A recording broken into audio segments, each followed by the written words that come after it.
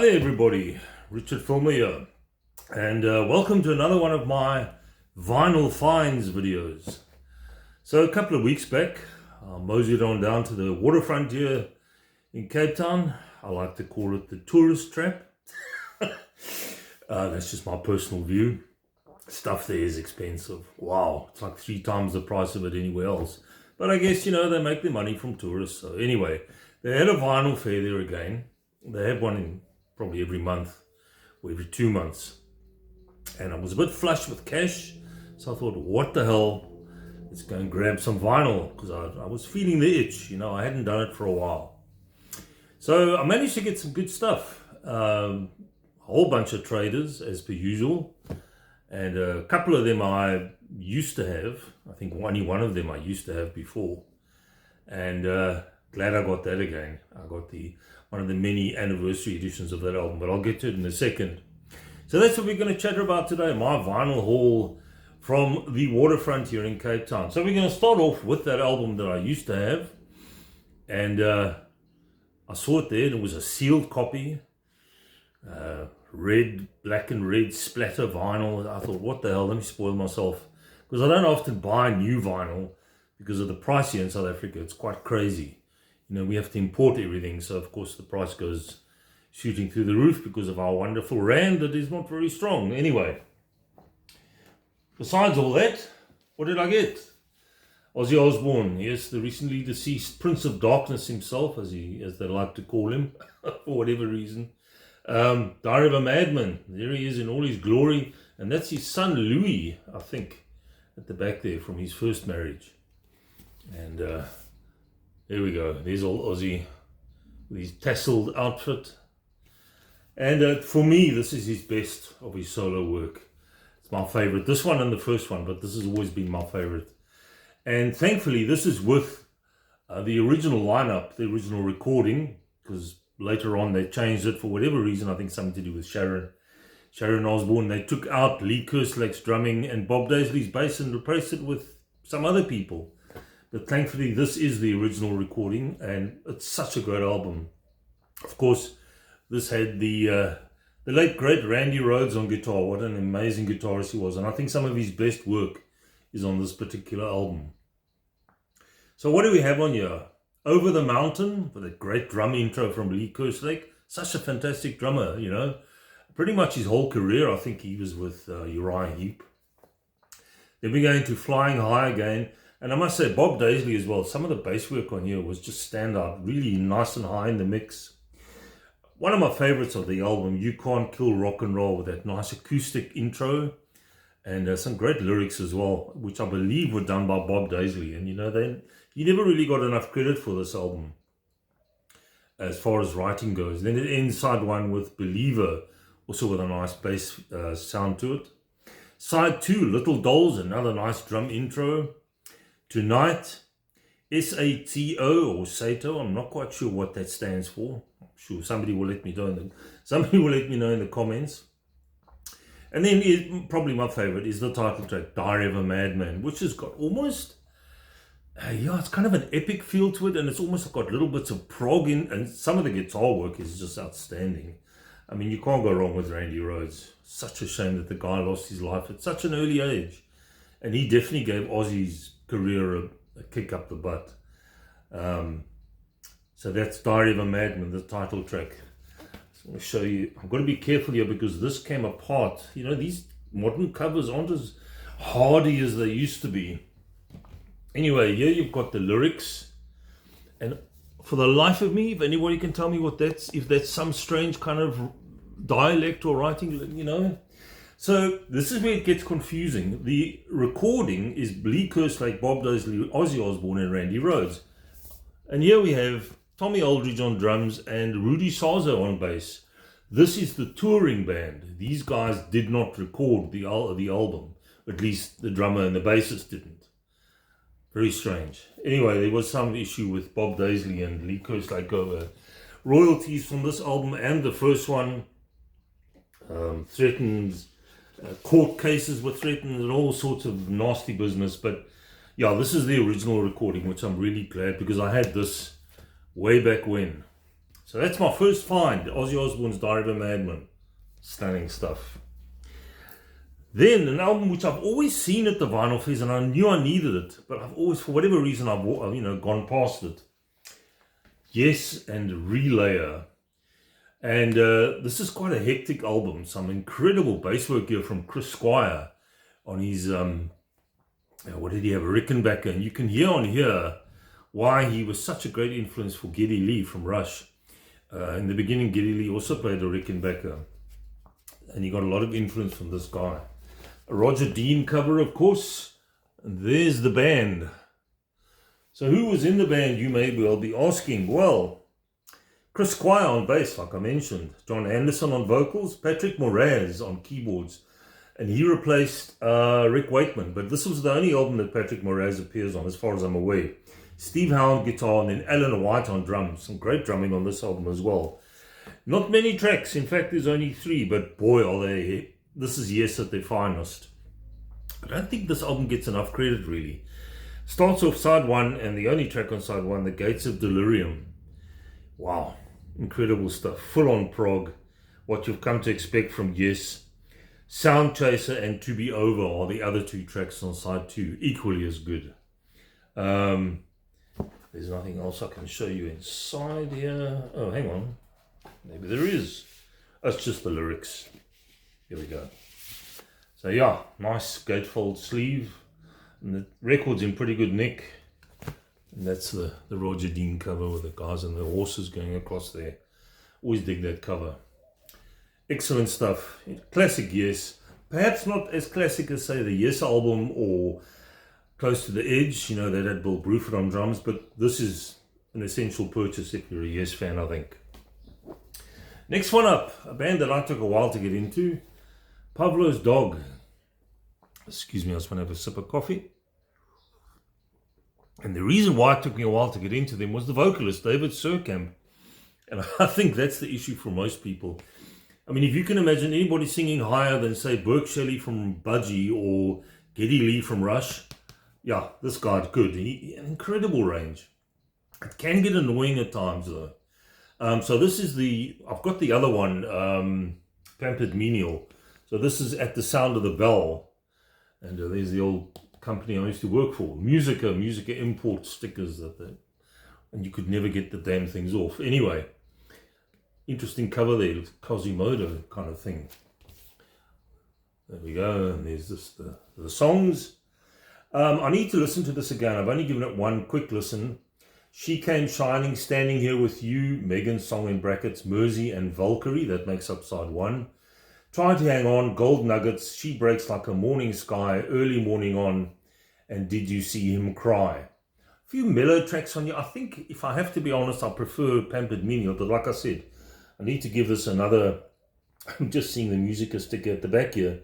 Old Mutual Centre, Exchange Space Cape Town, and I used to run that branch many years ago. It was known as the heavy metal branch when I ran it, for obvious reasons. Yeah, so I'm just trying to see who was on here. It's David Surkamp, the guy I was talking about. Voice, acoustic, and Valino guitars. I'm not sure what a Valino guitar is.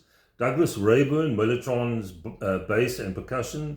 Steve Scorfina, lead guitar. David Hamilton, keyboards. Richard Stockton, Fender bass. Thomas Nixon, acoustic guitar and harmonies. Guest artist William Bruford on drums. So he does the drumming in here. Bill Bruford, of course, from King Crimson and Yes, and his own solo career and what have you. UK, you name it, he's played with everybody. So he played on here. That was quite surprising for me. I didn't know that. Pablo's Dog. Progressive rock, commercial progressive rock, I guess you'd call it, with those rather strange vocals. Next one up. I found this, Chicago. And you know, I don't know if I've mentioned this prior, but I only really collect Chicago with Terry Kath, original guitarist on guitar. To me, their latest stuff just became way too commercial and poppy, and you know, all those big hits, If You Leave Me Now and all that crap. Doesn't do much for me. But this is a 1975 release. Nothing to show you inside, it's just the vinyl. By the way, all these records are on pretty good nick, I must say, and I picked them up, some of them for a good price. Besides the Aussie, which was a new sealed one. Tracks on here, Any Way You Want, Brand New Love, Part 1 and Part 2, Never Fallen in Love Before, Hideaway, Till We Meet Again, Harry Truman, Oh Thank You Great Spirit, which is my favorite on here, was some great guitar work. You know, Terry Kath doesn't get enough credit for his guitar work. And that apparently is a tribute to Jimi Hendrix, who of course had died a few years prior. Long Time No Cell, Ain't It Blue, and Old Days. Chicago, and this is Chicago 8. Need to listen to that again, actually. I've only gone through some of these once. And a band that my good friend Noel Small got me into, Barclay James Harvest. Now, I don't know these guys that well, but for me, they sound a lot like the Moody Blues, especially some of the tracks on here. They tagged as a progressive band, but more on the orchestral progressive rock side. In fact, a lot of the tracks on here have got a sort of a Crosby, Stills, Nash vibe. Some nice vocal harmonies and what have you, sort of a mellow stuff. Not Yes or King Crimson by any stretch. And there's the band, and there's all the other guys. That's just the lyrics. Yeah, I don't know much about this band. I need to dive into them a little deeper. My friend Noel does know quite a bit more than I do. I think this is only the second vinyl that I have of theirs. So who was in the band here? Do they have a... I love it when they don't give you the band names. John Lees, Woody Wilkinson, I think that's how you say it, Wollstonholme, Les Holroyd, and then on each track it gives you who plays what. So yeah, Les, what's his name? Les Holroyd plays bass, and drums is Mel. Oh, I love it when they don't give surnames. Anyway, there's 4 in the band. Yeah, it's taking me a while to get into. This is quite mellow. I was quite surprised, actually. I think the early stuff is probably what I've been told is the best to get, and this is from 1971, I think. Yes, 71, so this is still quite early. So I don't think they've been going very long before this came out. It's called Barclay James Harvest and Other Short Stories, and there you can see them in their 70s hairdos. Barclay James Harvest. The last 2, so chuffed to get these. I mentioned Noel, my friend Noel. He popped over to the UK, originally from the UK, went over on holiday. And he asked me, very kindly said to me, Richard, is there anything that you want? Can I get anything for you? I said, please, if you can find, because I've been looking for it for years and I needed to have it. Excuse me, King Crimson's In the Court of the Crimson King, the debut from 1969. That would be fantastic. What does he do? He goes and gets me a brand new sealed copy. Sound is fantastic.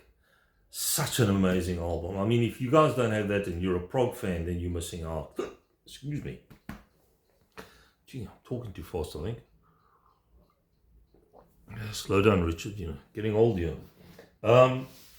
And this is the iconic cover. And you know, I had this when I bought it at the fair, brought it home, and I had it sitting over here. And we were having some friends over. And my wife said to me, you're not leaving that there. It looks terrible. Take it away. So I said, why? It's just an album cover. I said, you know, it's no. It's terrible. Please, take it away. So, yes, I had to hide the cover and replace it with something else there because, you know, she wasn't happy with this. I mean, it is quite a dramatic cover, if you like. I love it. Apparently, the guy who did this is the only album cover he ever did, and he was the age of 24 or something. I think he passed away as well. I just love this. That's the inside there, the lyrics. And this is such an amazing album. I mean, there's not a bad track on here. In the Court of the Crimson King, an observation by King Crimson. In the band, Robert Fripp, of course, on guitar, the man who wears suits these days. Ian MacDonald, reeds, woodwind, and vibes. Keyboards, mellotron, and vocals.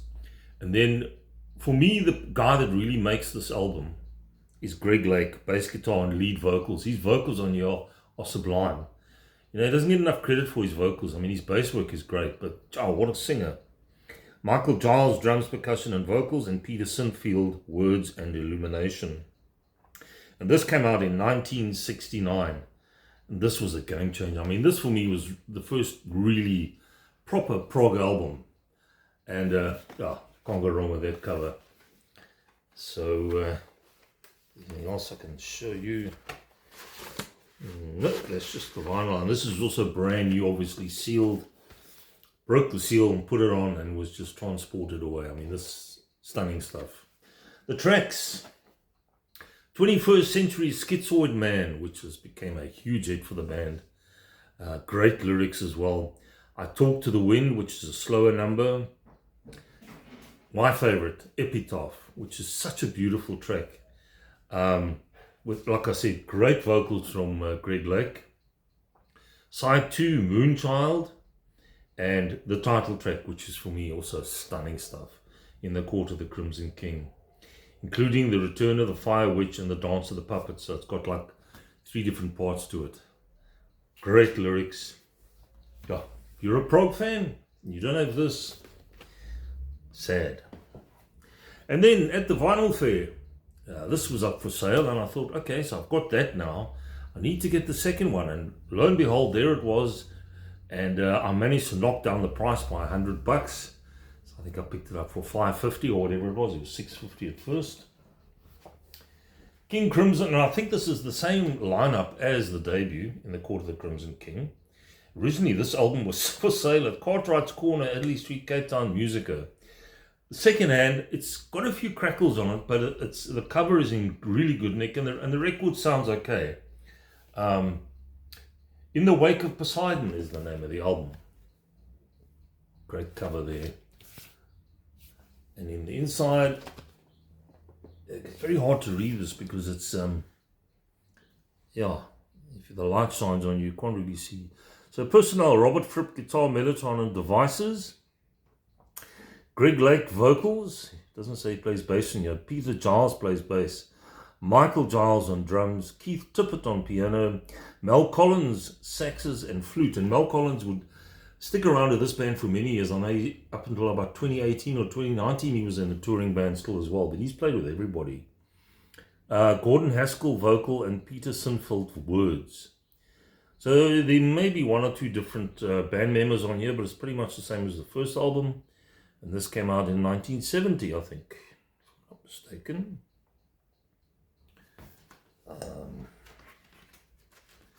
Let's have a look-see. I think this is 1970. Yes, 1970. And I mean, for a sophomore album, the second one, this is an amazing. You know, I hate it when these things. You've got to be patient with vinyl. It's not like CDs where you just pop the thing in and away you go. There we go. King Crimson, In the Wake of Poseidon. Stunning stuff. I've only listened to this once, so I do need to get a bit more into it. In the Court of the Crimson King, I've listened to a few times because it's just such a great album. And that's what I found, folks. That's where my money went. And, you know, a pretty good haul. Chicago, King Crimson, so Ozzy Osbourne, all sorts, you know, all over the place. I like to pick and choose. I don't like to just stick to one style of music. You know, there's so much great music out there. And that's the thing, you know, you never stop discovering. And there was a band that I was told about the other day called Stepson. And they only ever did one album. And I managed to download the album. Stunning stuff. I think from 1977 or 74, I'm quite sure. 74 maybe. One and done album. And there were so many bands like that in the 70s. You know, if you didn't have the right breaks, or the right management, or whatever, you sort of got lost. And there were so many bands coming up. But gee, what a good hard rocking album. If you ever see it, grab it. It's called Stepson. I don't have the cover to show you, but it's, what do they sound like? They sound like a mixture of Mountain and Humble Pie. They actually sound like an early English sort of blues rock outfit, but they're from the States, which was quite interesting. And I came across this band on another site that I watch here on YouTube called Sea of Tranquility with Pete Pardo.